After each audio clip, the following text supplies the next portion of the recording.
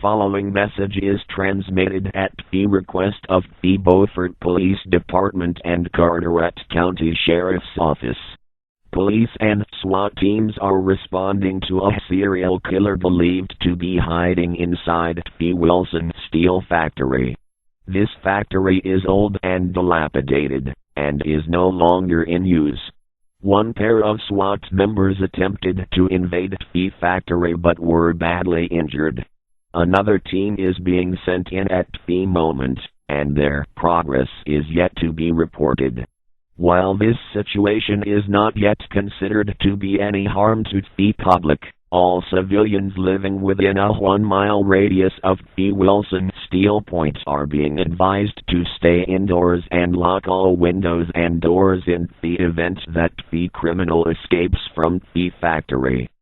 The following roads have been closed until further notice due to this police raid and possible threat to the local area. Wilson Point Road, Cadison Court, Small Rock Avenue, Summer Street, Pine Tree Road, Beaufort Pike, Townhouse Terrace, Rahome Avenue. This concludes this message from the Emergency Alert System.